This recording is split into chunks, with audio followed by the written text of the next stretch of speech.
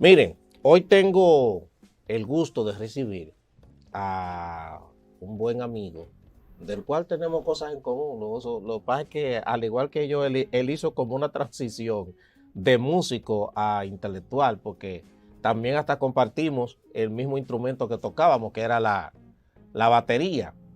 Sí, porque yo tocaba percusión. Ya no, porque me alejé hace tiempo de ese mundo. Él, al igual que yo, estudió filosofía y posteriormente decidió estudiar historia dominicana. Pero hay algo importante de nuestro invitado, y es que él se ha dedicado a investigar la historia, y generalmente él tiene un enfoque de la historia como, ¿usted se acuerda cuando ustedes le decían en el campo, los viejos, eso no está en los libros? Entonces, hay un manejo que él tiene de la historia sumamente interesante, un manejo crítico, pero también partiendo de investigaciones serias que él ha hecho, porque la historia no es estática, la historia es dinámica. Y para mucha gente que le enseñaron una cosa en la escuela de una manera, hoy en día se niegan a querer creer que hay versiones diferentes de eso que se le enseñó. Entonces, a eso se dedica Florentino Paredes, nuestro invitado de este día. Gracias, hermano Florentino, gracias por estar aquí. Muchísimas gracias por la invitación y, como siempre digo, aquí estamos con la entera disposición de responder las preguntas y aclarar aquellos puntos en donde las personas tengan alguna inquietud o tengan pues algún interés de manera particular en tener conocimiento. Muy bien. Florentino, te invité para que nosotros hablemos del movimiento del 14 de julio, porque recientemente, el jueves, fue 14 de junio, un día que aquí tiene mucha importancia por lo que representó para la historia dominicana. De hecho, el 14 de junio, ese movimiento se entiende que fue como la antesala de lo que posteriormente terminó de motivar la caída de la dictadura de Trujillo. Sobre ese movimiento hay personas que intentan desmeritarlo por el hecho de decir, eso era un grupo de comunistas que lo que querían era convertir a República Dominicana en el comunismo. Y entonces de ahí para allá justifican el que posteriormente se le haya dado muerte. Pero tú tienes una tesis que, aparte de eso, también había una especie de vinculación de los integrantes del movimiento de junio con Trujillo y con ese periodo de la historia dominicana. Acláranos esa parte. Así es, el movimiento 14 de junio ha sido muy desvirtuado históricamente, porque yo siempre he mantenido la tesis de que aquí los historiadores, hasta nuestra generación, digo nuestra generación, porque nosotros intentamos dar una nueva visión de la historia, obviamente enfocado en el análisis, porque aquí la historia se enseñaba como mera retórica. Te decían, esto es, y esto tú te lo aprendes y eso tú lo repites. Memorístico. Exactamente. Ahora no, ahora hay que analizar y hay que buscar los entuertos, ¿verdad?, que encierran cada acontecimiento. Entonces, en el caso de los jóvenes del movimiento 14 de junio, se han querido presentar como grandes figuras, que eso no lo cuestionamos, pero al mismo tiempo han querido ocultar muchas verdades que se encierran en torno a su vinculación con el gobierno de Rafael Leonidas Trujillo Molina. Por ejemplo, todo el mundo sabe que esos muchachos se inspiraron en el desembarco de 1959. Pero ¿qué sucede? Que en el 60, a principios del 60, esos muchachos quisieron atentar contra la vida de Trujillo. Aquí había un plan para asesinar a Trujillo el 21 de enero de 1960.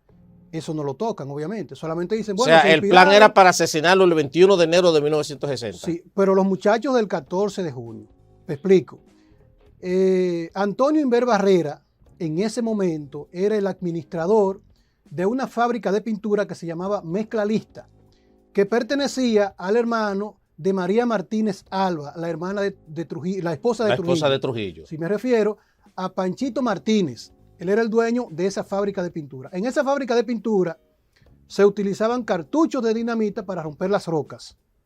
Y entonces hubo un grupo de jóvenes, entre ellos los hermanos Erickson, y vincularon también a Yuyo de Alexandro Tavares, un sobrino de Manolo Tavares Justo, que nadie lo menciona, porque tienen necesariamente que vincularlo con Isabel Mayer, la mujer que desde 1942 fue la primera senadora, gobernadora de Santiago, la que dio el primer Picasso cuando construyeron el monumento a Trujillo en Santiago, que ellos le llaman el monumento a la restauración. Trujillista. Exactamente. Entonces, han ocultado ese dato de Yuyo de Alexandro Tavares, que era hijo de una hermana de Manolo Tavares, para entonces limpiar un poquito la imagen de Manolo. Entonces, ¿qué pasa?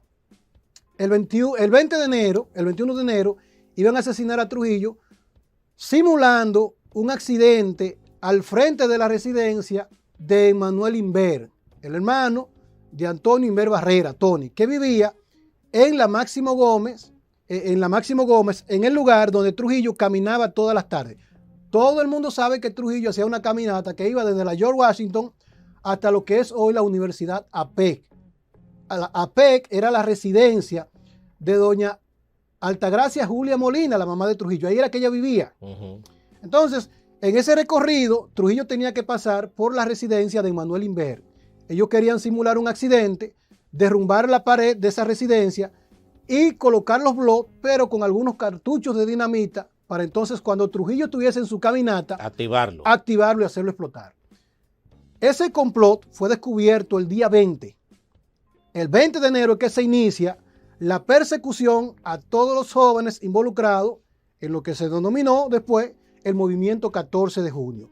Ahí cayó Yuyo de Alexandro, cayó preso, los hermanos Erickson, ahí se persiguieron a las hermanas Mirabal, se comenzó una persecución tenaz contra algunos miembros de la iglesia, entre ellos seminaristas y sacerdotes, incluyendo una hermana de Salvador Estrella Sadalá, de Santiago. Una hermana que era religiosa. Me refiero a Sor Paulina Estrella Sadalá, que ella era religiosa. Entonces, ese grupo de jóvenes fueron perseguidos. Viene entonces, por así decirlo, el apresamiento, la tortura de esos jóvenes. Y ahí entonces es que cae preso posteriormente Manolo Tavares Justo, porque su sobrino Yuyo de Alexandro había sido señalado como uno de los que estaba implicado en ese complot. Debemos resaltar algo, y es que aquí no se interrogaba de la forma que se hace ahora. Aquí se torturaba. Y muchos de esos jóvenes... Eso era de una vez, preso y la tortura. Muchos de esos jóvenes que eran torturados, a veces para librarse de los castigos que estaban recibiendo, decían, fulano sabe, Perencejito sabe. Y por eso los señalamientos del CIN nunca se frenaban. O sea, cuando el CIN comenzaba a perseguir, caía el que estaba y el que no estaba.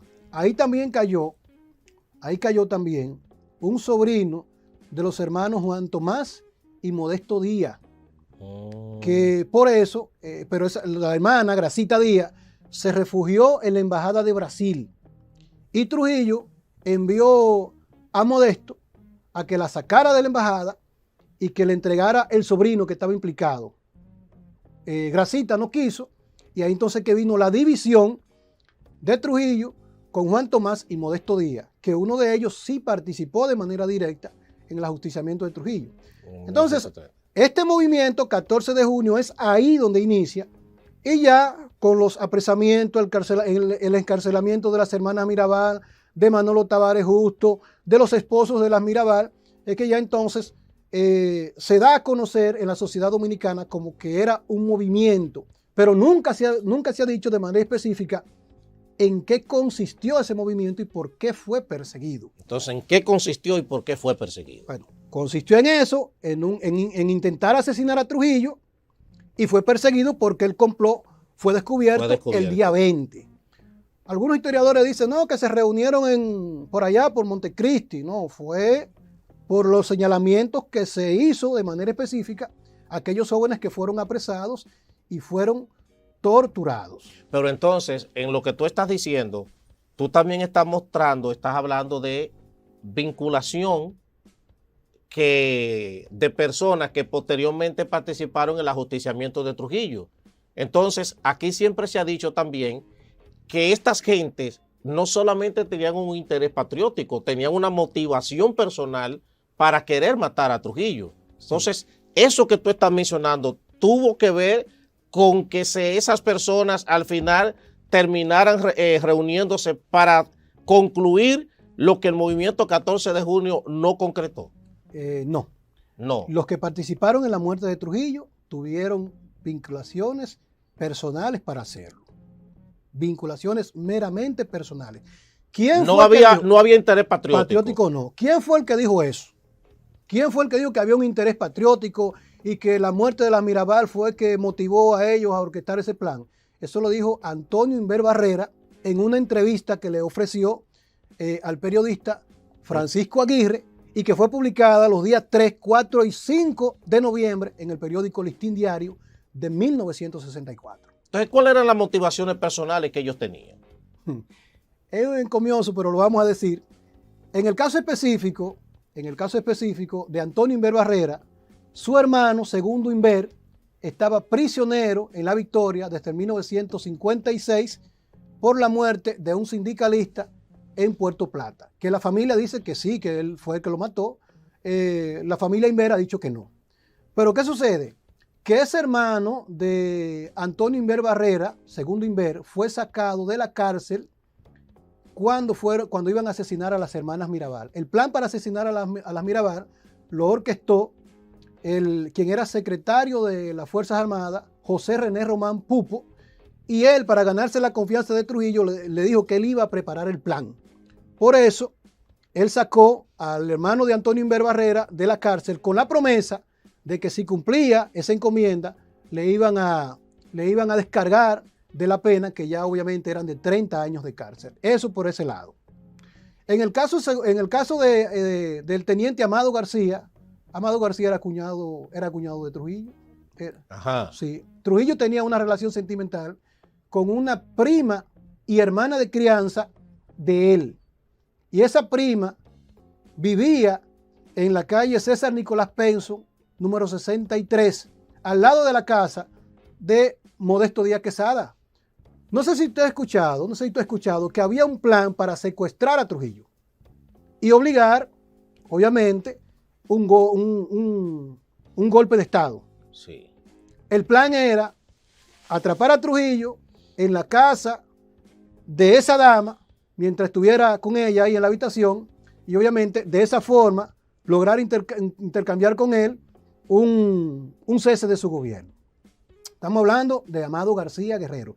Pero también Amado García, Trujillo le prohibió casarse con su novia. Con su novia. Pero no han dicho que la boda estaba preparada, que se había anunciado, que todo estaba listo y que él no pudo dar una explicación a la familia de la novia por qué él no se iba a casar. Porque le prohibieron de casarse porque supuestamente ella lo que era comunista o tenía un hermano comunista. Sí, Guido Gil.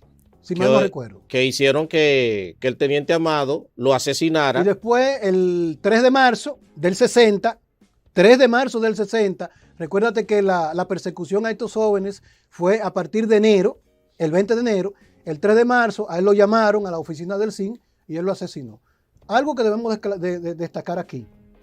En la época de Trujillo, los rangos se ganaban por los méritos obtenidos al servicio de la dictadura. No es verdad y que él no fue y él lo libró de la muerte, del sufrimiento, no. Él hizo lo que tenía que hacer como militar. A él le ordenaban mate, él mataba. Entonces, en el caso específico de él fue eso. En el caso específico de Pedro Livio Cedeño estaba casado con Josefina Pimentel Bovés. Ella era la gobernadora de San Cristóbal, 1960, era la gobernadora de San Cristóbal. Había sido fiscal y era hija de uno de los generales más amigos que tenía Trujillo, que habían sido incluso compañeros de estudio. Y a él, Trujillo le prohibió, entre otras cosas, le prohibió visitarla y le quitaron todos los bienes que él había procreado con ella, e inclusive visitar a su hija. Ya él estaba casado con la profesora de apellido de Consuelo Despradel, la profesora Despradel.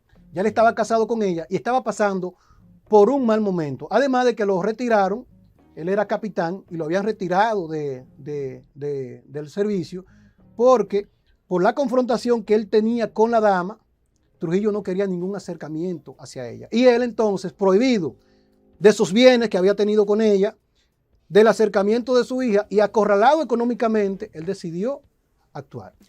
En el caso específico de los hermanos Juan Tomás y Modesto, Modesto Díaz nunca quiso participar. De hecho, puedes buscar en la obra Malfiní de Soto Jiménez, quien yo comparto muchas de las cosas de él, pero hay otras que él la oculta, o yo entiendo que quizás no ha hecho la investigación que amerita.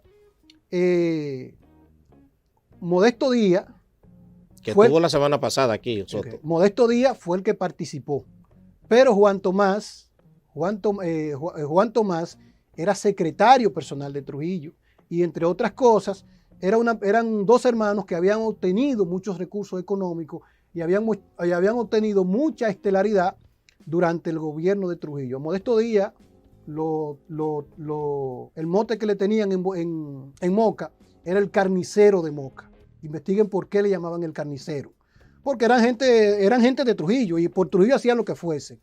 Entonces, cuando Antonio de la Maza le dice a Modesto, le dice a Modesto Díaz que tiene intención de asesinar a Trujillo, le dice a Juan Tomás que hable con Antonio de la Maza y lo convenza de que esas cosas no se pueden hacer. Y le explica las razones de carácter político, de carácter moral, de fidelidad a un amigo de toda la vida. Y en ese sentido se habló de que no debían hacerlo. Ellos creyeron que eso se había hecho, pero la cabeza del grupo, ¿quién fue la cabeza del grupo? Era Antonio de la Maza Vázquez. ¿Por qué Antonio de la Maza estaba dolido con Trujillo? Porque le mató a su hermano. Le mató a su hermano. Que tengo entendido que el papá de Antonio de la Maza estaba en silla de ruedas y que prácticamente repetía casi todos los días: en esta casa no hay hombre. Sí, porque si aquí hubiese habido hombre, ya yo lo hubiese matado. Sí, pero en el caso específico de Tabito de la Maza, eso fue el 6 de enero del 57 que lo asesinaron. Y estaba preso desde diciembre, creo que el 15 de diciembre lo tomaron preso, lo vincularon a la muerte de Gerard Murphy, que había sido el piloto que manejó el avión que trajo a Jesús de Galíndez Suárez desde Estados Unidos, por una obra. Yo, de hecho, tuve la oportunidad de leer una de sus obras, y la motivación que Trujillo tuvo para asesinar a Jesús de Galíndez fue que Jesús de Galíndez fue el primero que dijo que Ramfi no era hijo de Trujillo. Sabes que eso se ha dicho, pero el primero que lo planteó fue, obviamente, Jesús de Galíndez en su obra. Y dijo otras cosas, pues no sé si tú sabías que Jesús de Galíndez fue profesor de Ramfi. Jesús de Galíndez era el profesor de Derecho de Ramfi Trujillo. Y también ahí estuvo involucrada María Martínez. En lo que tuvo que ver con lo de Galíndez. Exactamente. Por esa difamación que Jesús de Galíndez hizo. Lo cierto es que cuando matan a Tabito, su esposa iba todos los 3 veces al día a llevarle el desayuno, la comida y la cena, ahí al Palacio de la Policía. Ellos vivían aquí, próximo al Teatro Nacional, e iban todos los días 3 veces a visitarlo. Pero el día 6, en la noche, un policía le preguntó que dónde era que ella vivía. Se encontró raro. Bueno, ven acá, ¿por qué me preguntan dónde vivo? Y al otro día entonces le llevaron en una litera a Tabito. Lo asesinaron. Dijeron que él se ahorcó y que había escrito una carta, que estaba arrepentido. Lo cierto es que Antonio de la Maza tuvo que asumir todo ese proceso con sus hermanos, pero Trujillo ordenó 2 semanas después una exhumación del cadáver para hacer una investigación. Entonces ahí agarraron el cadáver de Tabito y lo picaron, le echaron en 2 fundas y lo volvieron y lo introdujeron en el cementerio. Y ya tú sabes, la gente del Cibao, que para esa época no estaban acostumbrados a ese tipo de cosas, vieron eso como una ofensa. Y otra cosa, algo sádico. Sí, otra cosa, que un tribunal ordenó que la familia de la Maza le pagara $50,000 a la familia de Gerard Murphy. Trujillo, en un acto de buena fe, le entregó el dinero a Antonio de la Maza para que le depositara ese dinero a la familia de Gerald Murphy. Obviamente hay que resaltar lo siguiente. Antonio de la Maza era un hombre muy cercano a Trujillo. Él era el administrador de sus aserraderos y había sido gobernador tanto de Moca como de la provincia benefactor, que ahora se llama San Juan de la Maguana. Entonces, Trujillo lo llamaba varias veces al día y lo invitaba permanentemente a actividades aquí en la ciudad capital. Todo eso trajo como consecuencia que Antonio de la Maza desarrollara ese odio hacia Trujillo y orquestara el plan. En el caso específico, me ha preguntado de los que participaron en la muerte de Trujillo. Sí, en el caso específico de Luis Manuel Cáceres Michel Tunti no tuvo nada que ver con eso. Tunti era hijo de crianza de Antonio de la Maza. Era hijo de crianza de Antonio de la Maza y de Aida Michel, porque ellos dos no tuvieron hijos, según tengo entendido. Y ellos tomaron varios hijos de una hermana de Aida Michel y lo criaron desde pequeño, desde los 5 años. El caso específico de Tunti fue desde los 5 años y por eso Tunti sabía manejar, era un muchacho de confianza e hizo muchas cosas que Antonio de la Maza le ordenó, pero no teniendo conocimiento de lo que se iba a hacer. Hay una lista. Inver Barrera. Antonio Inver Barrera, sí, su hermano, segundo Inver, lo metieron preso en la cárcel de la Victoria y le cantaron 30 años de prisión. Okay. Y él, además de eso, ya yo te expliqué, lo sacaron de la cárcel para que participara en la muerte de las hermanas Mirabal con la promesa de que si hacía eso, pues lo iban a librar de la pena. Y al darse cuenta, después que que no iba a tener resultado de eso, y que había sido parte, exactamente, se involucró. Entonces, en el caso específico de Modesto Díaz, Antonio de la Maza dijo que los norteamericanos iban a invadir el país y que el grupo cercano a Trujillo iba a ser eliminado, porque se iba a eliminar a Trujillo, pero también los hombres fieles, los generales fieles a Trujillo, iban a ser eliminados para establecer un nuevo gobierno, porque tú no vas a establecer un gobierno manteniendo gente contraria con mucho poder. Entonces Antonio de la Maza le dijo eso, y para que él fuese salvado, cuando se diera el supuesto golpe de Estado, él debía participar en la muerte, y por eso participó. Ok. Mira, el tiempo se nos está agotando. Una conversación sumamente interesante, Florentino. Debo decir honestamente que todavía no conocía de ti ese crecimiento intelectual que has tenido. Para que entonces cerremos con 14 de junio, que era el tema original.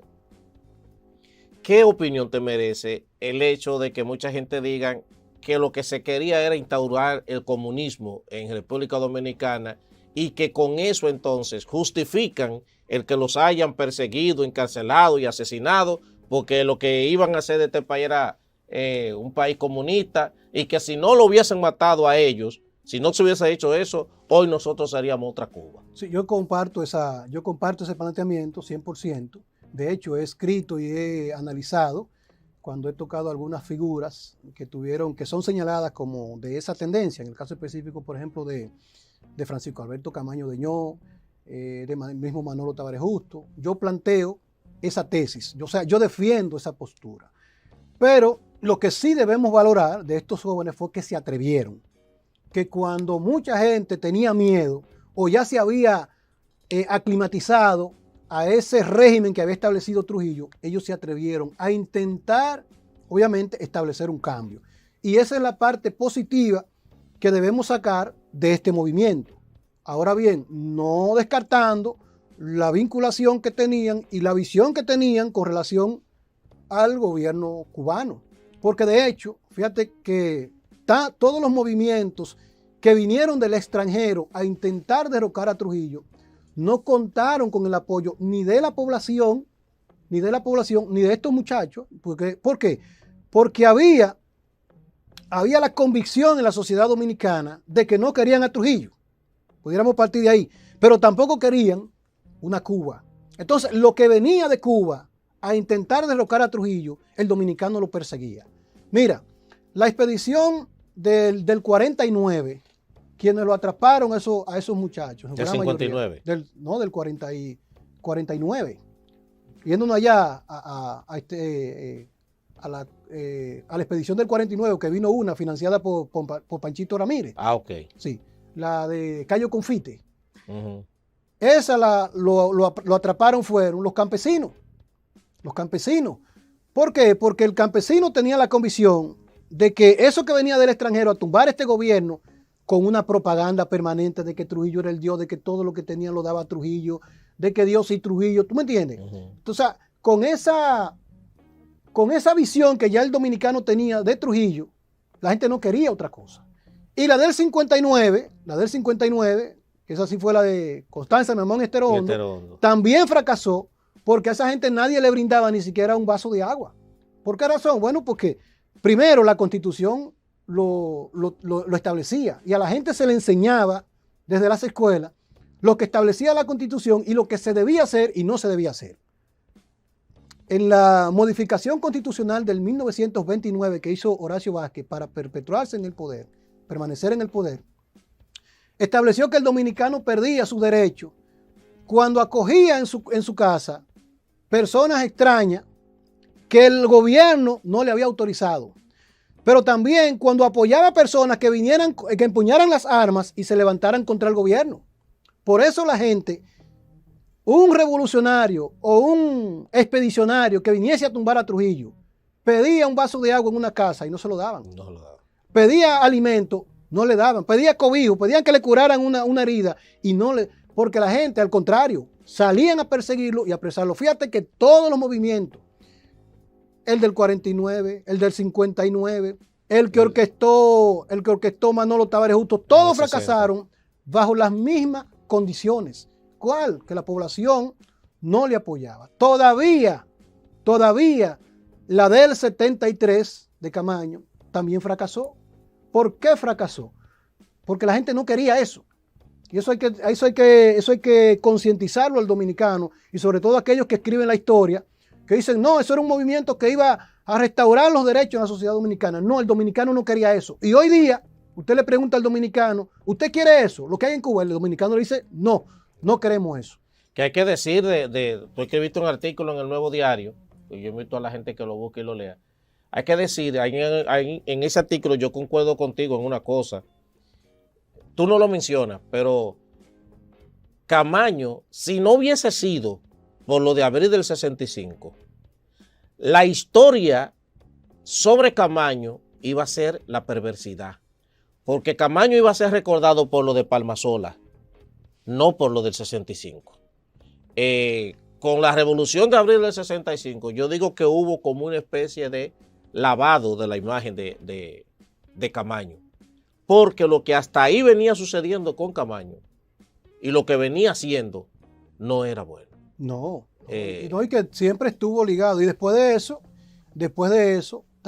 tampoco lo que hizo, porque cuando se fue al exilio, el famoso exilio involuntario, que yo digo, no fue un exilio, averigüen cuánto ganaba un agregado militar en una embajada y se darán cuenta de la grandeza de ese héroe. Porque yo investigo todo. Por ejemplo, no sé si tú sabías que después del 65 él salió como agregado militar, creo que en la embajada de Londres.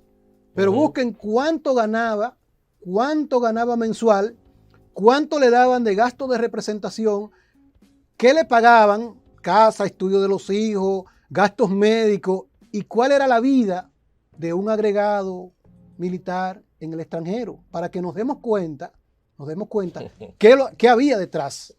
Sí. Miren, no, tenemos que agendar otro encuentro contigo, porque hay muchas cosas interesantes que tratar.